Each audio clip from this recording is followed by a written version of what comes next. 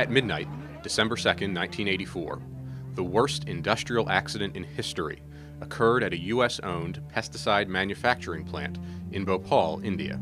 It was a reactive chemical accident. Methyl isocyanate is highly reactive with water. Dennis Hendershot is an industry consultant in chemical process safety and has toured the now abandoned Bhopal accident site. Water got into the storage tank somehow. Water reacted with the methyl isocyanate, causing the release, which killed thousands of people. Thousands more died in the aftermath of Bhopal, and tens of thousands continue to suffer today. But Bhopal also brought about change. Bhopal totally changed the understanding of potential process safety hazards in the chemical industry. Bhopal spurred Congress to require new OSHA and EPA regulations covering chemical process safety. And Congress established the CSB to independently investigate chemical accidents. There have been many positive changes in chemical industry process safety since 1984, when the Bhopal nightmare occurred. But the CSB has found that accidents involving reactive chemicals still occur all too frequently, and often with tragic results. This video focuses on 4 major accidents investigated by the CSB, accidents that demonstrate what happens when reactions run out of control, resulting in fires, explosions, and toxic releases that cause death, injury, and environmental damage. Such an accident unfolded on the morning of January 31, 2006, when a vapor cloud exploded at the Synthron acrylic polymer manufacturing plant in Morganton, North Carolina. The blast killed 1 worker and injured 14 others. It destroyed the facility and damaged nearby structures. At Synthron, a seemingly minor increase in the size of a production batch led to a catastrophic explosion. It was a tragic example of what happens when process changes are not managed carefully. Synthron manufactured acrylic polymer coating additives in batches using a 1,500-gallon reactor located inside a production building. The company had produced the polymers for years without serious incident, typically using a 2-step process. In the first step, operators would partially fill the reactor with acrylic monomer and solvent, warm the vessel with steam, and then initiate and run the reaction for up to several hours. Later, in a second step, operators would gradually pump in the remaining acrylic monomer and continue the reaction until the vessel was nearly full of product. Both steps of the reaction generated heat, causing the solvent to boil. An overhead heat exchanger condensed the hot solvent vapors and sent cooler liquid back into the reactor, keeping the temperature and the reaction under control. Shortly before the accident, Synthron received an order for an acrylic product that was 12% larger than the standard batch size. Rather than fulfilling the order by making 2 smaller batches, managers decided to make a single, larger batch and to add all of the extra acrylic monomer during the first step of the process. But this was a critical mistake. Adding the extra monomer all at once more than doubled the heat released by the reaction. The heat exchanger could not condense the vapor quickly enough, and the temperature and pressure inside the vessel began to rise uncontrollably in a runaway reaction. The pressure caused the gasket on a hatch to fail, releasing flammable solvent vapor into the building. Employees heard a loud hissing sound, saw the escaping vapor, and fled the building. 4 workers gathered outside a doorway, where they were joined by the plant superintendent and the plant manager. One of the operators went back inside the building in an attempt to send emergency cooling water to the reactor. But it was too late. The operator returned to his companions outside. Seconds later, the solvent vapor in the building exploded. A worker who had remained inside the lower level of the plant was fatally burned, and 14 others were injured. The building was destroyed. The Synthron accident underscores the need for well-rehearsed evacuation plans. Furthermore, it's critically important for companies to carefully review the effects of making even small changes to reactive process conditions. Anytime you are rearranging molecules, you have reactive chemistry, and the potential for a reactive chemicals accident is possible. Dr. Daniel Crowell is a chemical engineering professor and process safety expert. If you don't mix the raw materials properly, if you add them in the wrong order, if you add the wrong materials into your process, you will lose control of the mass. In 2002, the CSB completed a comprehensive study of reactive chemical hazards, issuing key safety recommendations to OSHA and the EPA, as well as trade and industry groups. A number of the recommendations have yet to be adopted.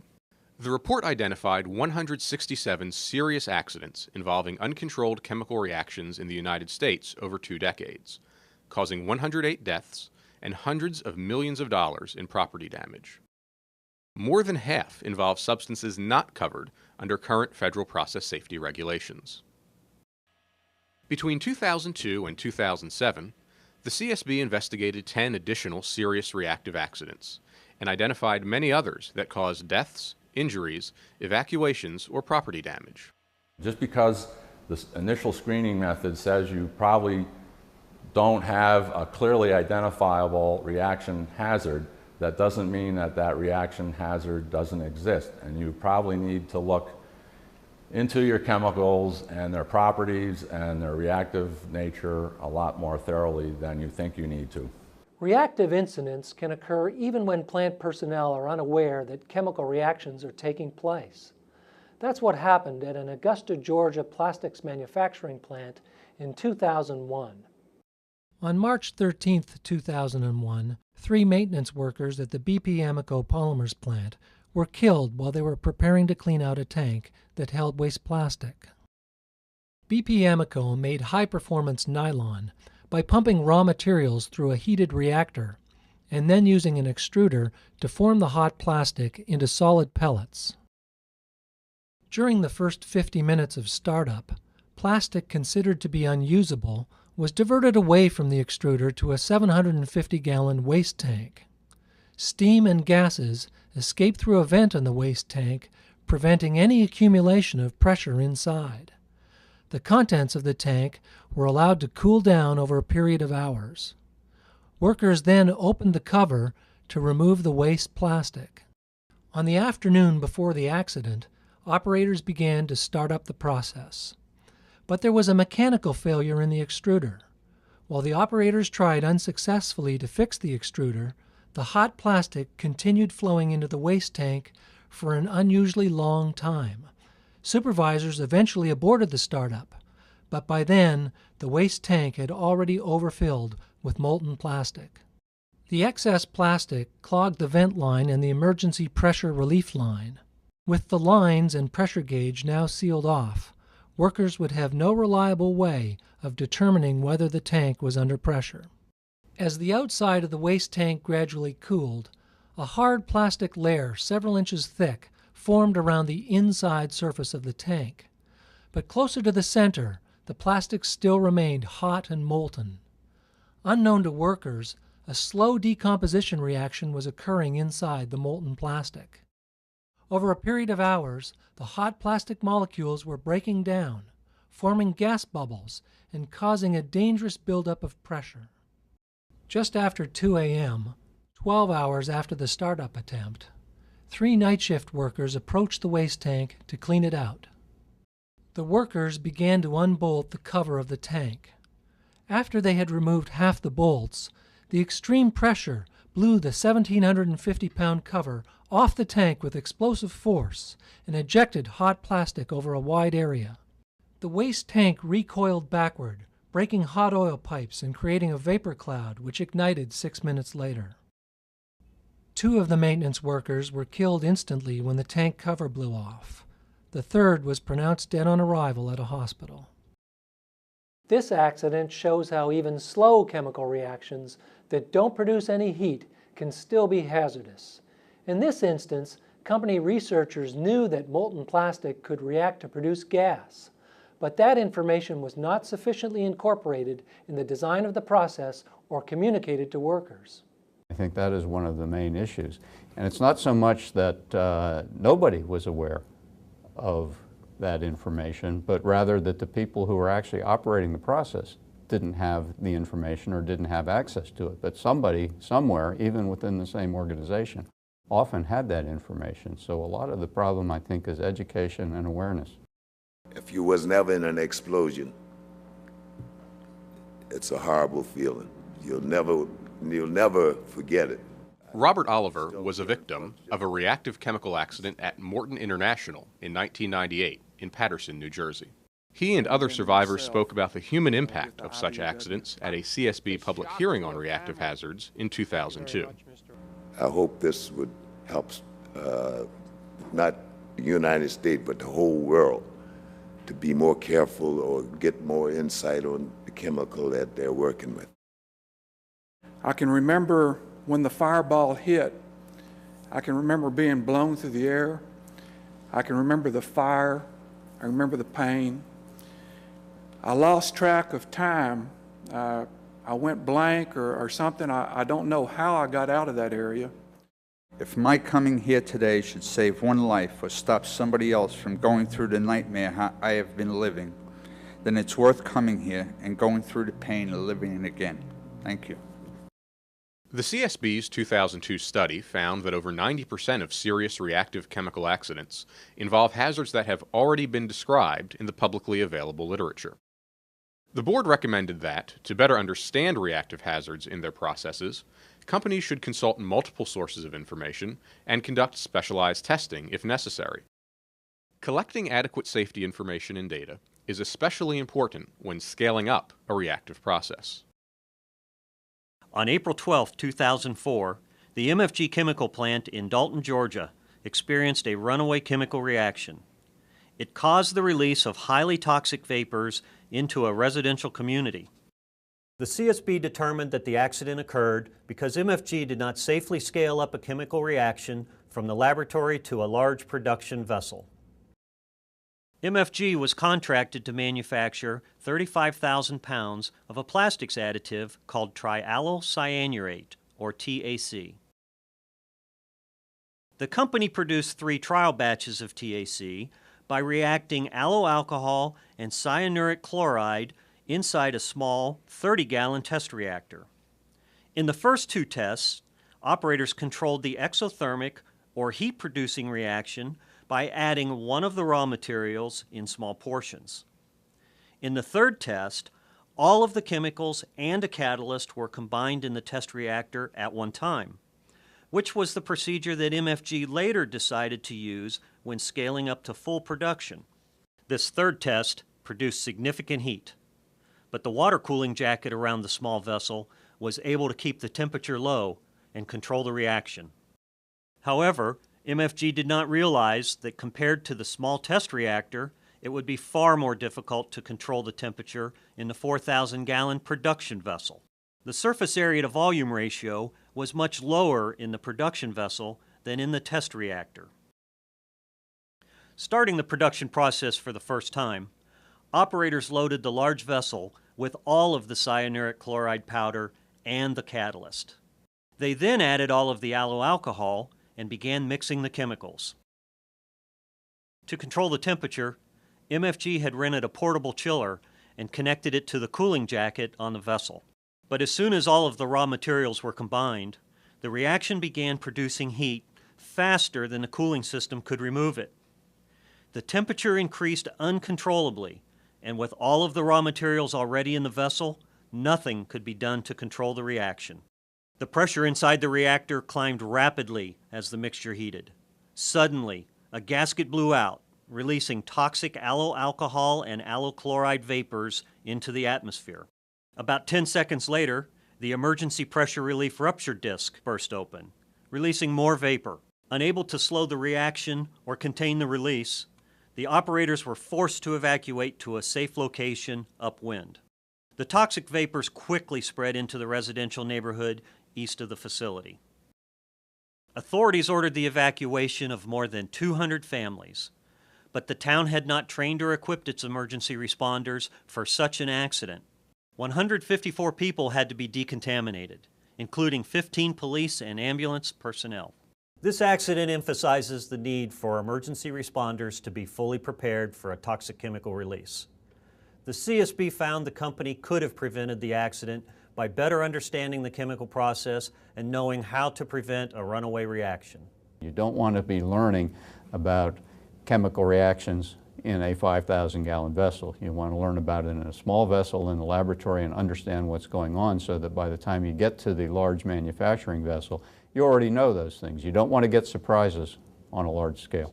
A large 20,000-gallon reactor will run away a lot faster than a 1-gallon reactor that you're using in the laboratory. And somehow human nature is to believe that larger is slower, and in the case of reactive chemicals, a larger chemical reactor will actually run away a lot faster than a smaller chemical reactor. Chemical reactions where high temperatures cause decomposition can produce powerful explosions. Few people realize how much destructive energy can be released, as in the following accident at a Mississippi chemical plant. On October 13, 2002, an explosion tore apart a 145-foot distillation tower at the First Chemical Corporation in Pascagoula. 3 distillation towers at the facility separated and purified mononitrotoluene, or MNT, which is used in the manufacture of dyes and agricultural chemicals. The entire facility was shut down for routine maintenance. Plant operators decided to leave 1,200 gallons of MNT inside one tower during the shutdown. This would be safe at normal temperatures where MNT is stable. The heating was shut down on the 2 reboilers by closing the steam supply valves. But unknown to operators, these valves were corroded and worn. Steam leaked into both reboilers over a number of days, heating up the MNT, causing it to break down and become unstable. On the morning of the accident, the temperature inside the tower reached 450 degrees Fahrenheit. A dangerous runaway reaction began, rapidly forming gas and suddenly building up pressure inside the tower.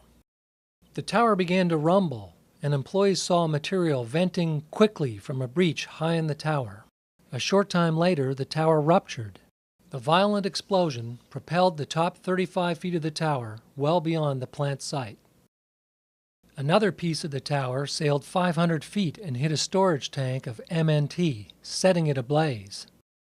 A 6-ton piece of the tower sidewall flew 1,100 feet and came to rest just 50 feet from a 250,000-barrel crude oil storage tank. A piece of shrapnel nearly hit a 500,000-pound tank of toxic anhydrous ammonia. Metal packing covered in flaming chemical residue ejected from the tower and rained down across the facility and neighboring plants. The explosion knocked down 3 operators who had taken shelter just inside the control room door. As the CSB found in its 2002 study, and in 10 subsequent investigations, reactive accidents can have serious and tragic results.